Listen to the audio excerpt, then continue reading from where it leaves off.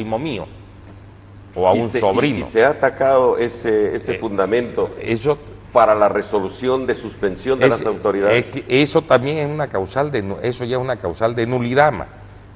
Por eso te digo, aquí hay temas que tenemos que analizarlos con claridad. Segundo tema que es importante que la gente conozca: esta directiva actual del Consejo Municipal es trucha. El pueblo cruceño sabe cómo fueron electos, en una sesión jacarandosa donde ¿cómo se llama? Soruco, el general Soruco, le pasa la presidencia a la señora Desiree Bravo, y hay en ese momento 12 concejales en sala. Algo nulo. Es otro motivo de... Se interponen los recursos de nulidad ante el Tribunal Constitucional por estos hechos. Y el Tribunal Constitucional, curiosamente, hasta el momento no se pronuncia. Vamos más de casi un año, prácticamente desde agosto. Son 40 días para dictar. Son 40 días con el Código Procesal. Por eso. Ya se vencieron todos los plazos del Tribunal Constitucional y no resuelve. Entonces aquí nada raro que pase lo que estábamos comentando off the record del diputado Nuni cuando presenta un recurso contra la ley financiera, y sale cuando ya la ley financiera había dejado de tener efecto, ya cuando había otra ley financiera, porque las leyes financieras, para que la gente sepa, tienen vigencia solamente por un año, ¿no?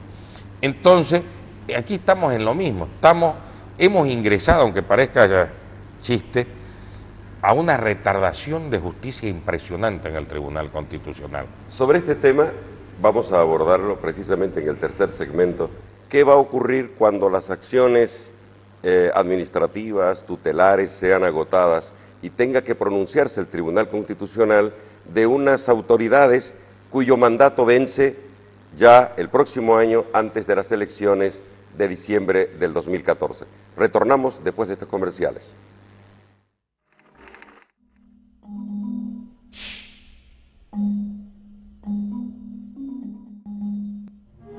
La verdad, la justicia.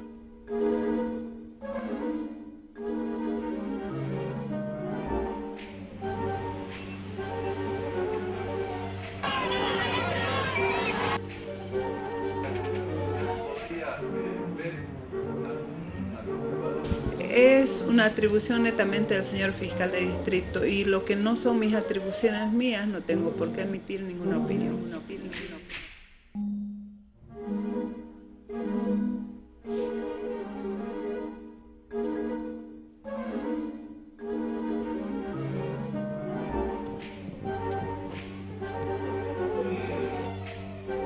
Útiles las o administrativas, ingresamos. Buenas noches, hasta pronto.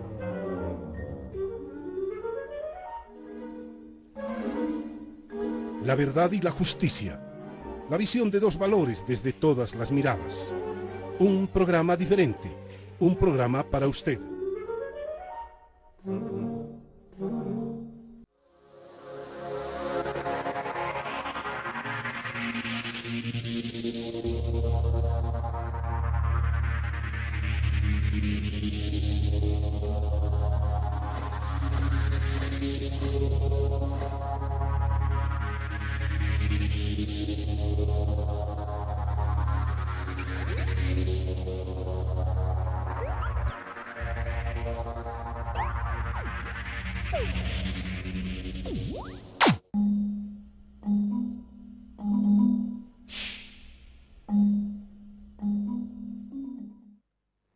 Señoras, señores, amables televidentes, ingresamos a este tercer segmento, intentando ahora, ya hemos bosquejado lo que ha ocurrido, lo que puede ocurrir, y ahora queremos plantear esta posibilidad. Se van a plantear acciones ordinarias, ya se las ha planteado en muchos casos, y ahora las acciones tutelares. El tema es con qué premura o con qué celeridad terminará pronunciándose el Tribunal Constitucional. Esto lo planteamos porque hay un recurso o una acción de inconstitucionalidad abstracta que planteó el diputado Pedro Nuni Caiti, que contra dos disposiciones adicionales de la Ley del Presupuesto General del Estado de la Gestión 2012. Este presupuesto, esta ley financiera, fue pronunciada en noviembre del 2011, la acción fue presentada en diciembre del 2012. El Tribunal Constitucional dictó un auto pidiendo que se corrija, porque habían algunos errores en la acción planteada por Nuni. En febrero del 2012, Pedro Nuni corrigió, dio cumplimiento a las exigencias del Tribunal Constitucional, corrigió lo que le pedían y finalmente se dictó el auto constitucional mediante el cual se terminó admitiendo la acción en febrero-marzo del 2012. Finalmente se dictó la sentencia constitucional, la 2056, del 16 de octubre del 2012, pero se publica, se conoce al público en febrero del 2013. Se ha declarado inconstitucional, le han dado la razón a Pedro Nuni de una ley financiera que ya no existe. La que está en vigencia es la ley financiera del 2013. ¿Qué es lo que puede ocurrir en estos casos? Richard. Bueno, en primer lugar, yo creo que hay un dicho muy popular, muy conocido, que dice que la justicia tardía no es justicia, es decir, no sirve, no tiene ningún sentido. Y el Tribunal Constitucional, si algo debe hacer, por algo se debe destacar, es precisamente por emitir sus fallos en el menor tiempo posible. ¿Por qué razón? Incluso más que los jueces, y lo explico. La tarea del Tribunal Constitucional es mucho más relevante, tiene mucha más trascendencia que la tarea que cumplen los jueces ordinarios, ya sea en civil, penal, laboral, familiar, etc. ¿Por qué razón? Primero, porque el Tribunal Constitucional es el garante de la Constitución. La Constitución no es cualquier ley, es la ley más importante del país, es la ley fundamental, la ley suprema. Segundo, ¿qué es lo más importante dentro de la Constitución? Los derechos fundamentales. La segunda tarea más relevante del Tribunal Constitucional es proteger derechos fundamentales. Y la protección de los derechos fundamentales debe ser, pero la más pronta, la más rápida posible respecto de cualquier otro derecho. En otras palabras, yo me puedo permitir todavía demorar la protección de determinados derechos que no son fundamentales, pero cuando se trata de protección de derechos fundamentales, el tribunal debe ser lo más diligente, lo más rápido posible. Y en buena medida, las normas que regulan los procedimientos del Tribunal Constitucional están establecidas en ese sentido. Por ejemplo, en las acciones de amparo, el Tribunal Constitucional tiene 30 días para dictar sentencia, desde el sorteo para magistrado relator. Para las otras acciones, entre 40 y 30 días, pero ninguna pasa de 2 meses. Sin embargo, lamentablemente el Tribunal Constitucional nos da la impresión de que dicta dentro del plazo porque saca sus sentencias con fecha atrasada, pero sin embargo las publica con 4, 5, hasta medio año después. Y eso es un perjuicio grave. Un perjuicio grave no solo para la persona que está siendo beneficiada o afectada con esa sentencia, sino para el propio funcionamiento del Tribunal Constitucional. Le resta credibilidad, hace perder o hace que la sociedad no crea en este tribunal, por mucho que dicte sentencia justa.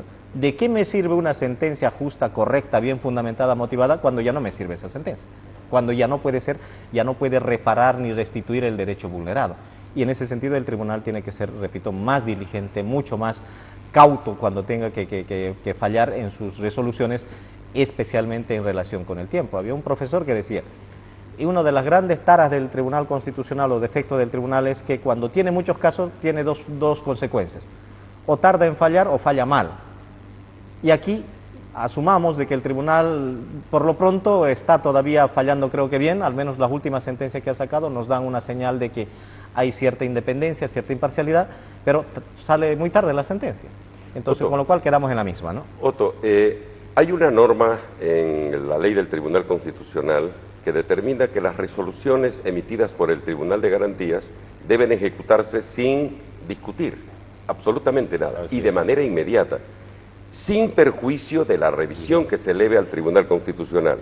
La pregunta es, ¿qué puede obtenerse con lo que se haya resuelto ante el Tribunal de Garantías si finalmente el Tribunal Constitucional demora en pronunciarse y lo hecho queda convalidado? A ver, el anterior Tribunal Constitucional aprobó el de los transitorios que pusieron a dedo, cometió un grave error, revocó muchas sentencias que está en su legítimo derecho de hacerlo, o sea, y además no voy a discutir si lo hizo bien o lo hizo mal, pero moduló, ¿ya?, que dejaba subsistentes los efectos de la sentencia o de la resolución de primera instancia. Vale decir, por ejemplo, y recién he tenido un caso, un señor X, se entran unos loteadores a su terreno, ellos mismos se autodemandan de un loteador al otro, ¿verdad? Se entera este señor, va como tercero interesado a la acción esa de amparo trucha, no lo dejan hablar porque no es tercero interesado, le dice el tribunal, pese a que él demuestra sus papeles, que él es el dueño, bla, bla, bla, bla, bla, bla. ¿Ah? Bueno, y le conceden la tutela a los loteadores. Se va al Tribunal Constitucional y obviamente revocan la resolución del Tribunal de Garantía, ¿ah? Pero dejan subsistente lo actuado en virtud a esa resolución. O sea, ¿de qué me sirve? ¿Ah? Si ya que la han anulado no lo puedo sacar a los loteadores. Tengo la pregunta.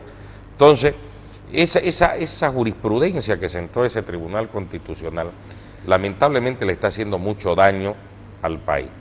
Y la práctica de este actual Tribunal Constitucional, yo aquí veo hasta delitos, y después te voy a explicar por qué, de fallar demasiado tarde, ponerle una fecha que no es la correcta a la resolución, ¿eh? Y tenerla, publicarla después de 3, 4, 5 meses de que ha salido, implica delito. ¿Por qué? Si es que la fecha que le han puesto es falsa, hay una falsedad de los magistrados. Y si es que salió a la luz pública después de 3, 4, 5 meses de que salió la resolución, hay un incumplimiento de deberes de los funcionarios y hay una retardación de justicia. Entonces, hay delitos o de los administrativos del Tribunal Constitucional o de los miembros del Tribunal Constitucional, pero es delito por donde usted le mire. Y esa sentencia en UNI, al igual que la que declara la inconstitucionalidad de los artículos 144 y 145 de la Ley Marco de Autonomía, son, fíjese usted, de octubre. Mire usted este drama.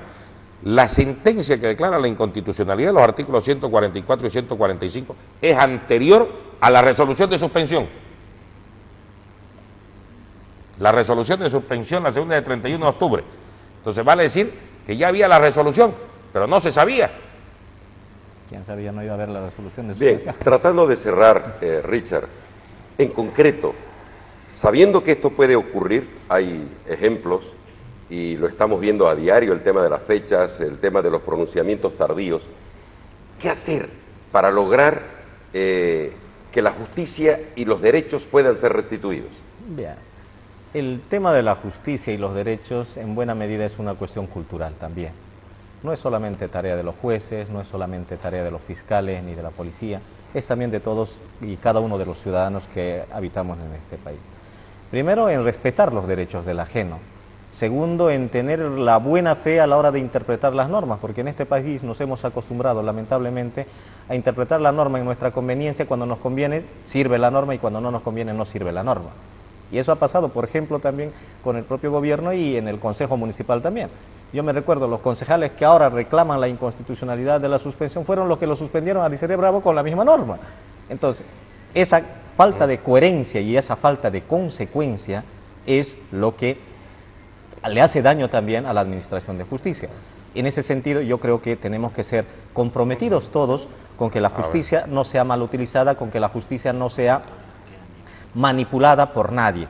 Y acciones concretas, pues como decía bien el doctor Otto Richter, hay evidentes indicios de delito, pues iniciar las acciones legales contra las autoridades que hacen retardación de justicia, iniciar las acciones legales. Aquí mucho tendría que ver el defensor del pueblo, el Ministerio Público, de iniciar las acciones precisamente contra estas autoridades que sacan sentencias fuera de plazo cuando ya esas sentencias no tienen ningún valor, ¿no? Perdón, ya para cerrar. Sí, pero cerrar y aclarar, porque en el tema de Desiree hay una pequeña gran diferencia.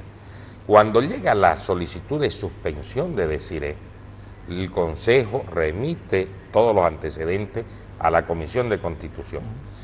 Desiree interpone una acción de inconstitucionalidad. Esta acción se remite a Sucre y se suspende, no se hace absolutamente nada, hasta que sale el fallo de Sucre. O sea, Desiree de la acusación siguió ejerciendo más de un año. Y cuando sale el fallo de Sucre, que no ordena la suspensión. Que no ordena la suspensión ni nada, pero rechaza el recurso de inconstitucionalidad. No dice si es constitucional No o dice, pero lo inconstitucional. rechaza. Ajá. Ese preciso instante se vienen fiscales, fíjese usted, con policías y de todo, a la sesión del Consejo, con orden de alzarse los presos a los concejales si no la suspendían. Pero entonces la suspendieron por miedo, no porque era constitucional O o sea, inconstitucional. ahí no tuvieron más que hacer. ¿ya? No. Es que escuchadme, aquí tenemos que ser claros, ¿qué pasó en Santa Cruz? Aquí vivimos una época de terror, lamentablemente, de amedrentamiento. Aquí los fiscales se iban con la policía y te decían, si vos no haces esto, te alzo preso. Aquí hemos visto jueces que han revocado su fallo por esa presión. Yo no lo voy a condenar al juez que revocó, lo condeno al que fue a hacer esa presión. ¿Por qué? Porque al fin y al cabo vos, ciudadano, tenés familia y decís, bueno, carácter, o voy preso, o le tengo que hacer caso. Obviamente, con un agravante, no tenías a quién quejarte, a quién decir, por ejemplo, me refiero a los jueces, lo llamabas al presidente de tu corte, que es el encargado de defender la institucionalidad, pero resulta que él era del grupo de los extorsionadores, era de la comparsa. ¿A quién van a quedarse los concejales? ¿A tu alcalde? Si el alcalde es de la comparsa, también. O sea, está en la misma comparsa el gobierno. Amables televidentes, normalmente hacemos conclusiones, pero creo que las conclusiones ya las han dado nuestros propios entrevistados, a quienes agradecemos, el doctor Richard Cardoso Daza y el doctor Otto Ritter Méndez. Ahora vamos a un segmento que se llama nuestro consultorio jurídico popular.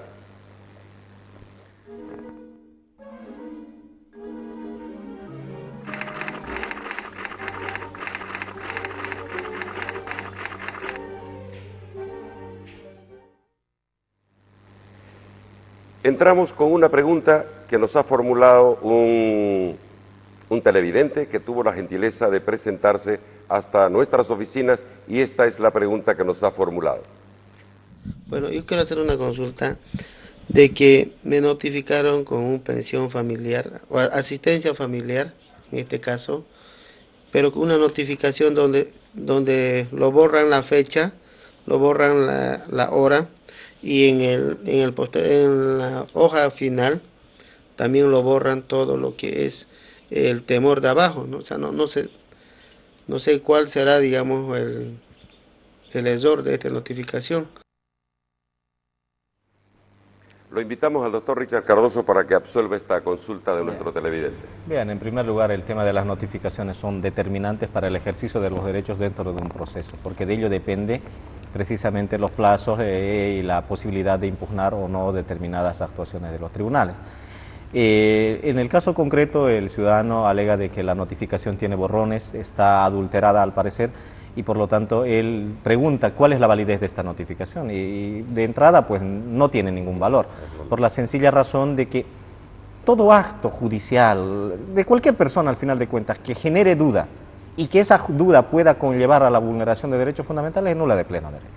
Mucho y para más tal si efecto, en este caso se generó a través de esa notificación la posibilidad de que se emita un mandamiento de aprehensión por asistencia familiar. Con mayor razón, el procedimiento establece tanto en la vía civil como en la penal, o en este caso familiar también, la posibilidad de plantear la nulidad de la notificación precisamente por esas fallas que tiene esa notificación, ¿no? Por lo tanto, el ciudadano, y a través de su abogado, lo que debe plantear es la nulidad de esa notificación, repito, porque genera duda. Algo que genera duda no puede surtir efecto jurídico. Gracias, doctor Cardoso. Amables televidentes, nuestro último segmento es de nuestra promoción cultural jurídica. El anterior programa, muy rápidamente, hicimos la presentación de este libro. El libro del doctor Edgar Moreno Rodríguez, Andrés Ibáñez y el laberinto boliviano. Por favor, lo recomendamos, cómprelo, adquiéralo en las mejores librerías del país. Y hoy tenemos el honor de presentar una de las obras que ha publicado el doctor William Herrera Áñez, compañero del doctorado, ya también con título de doctor en Derecho por la Universidad de Valencia.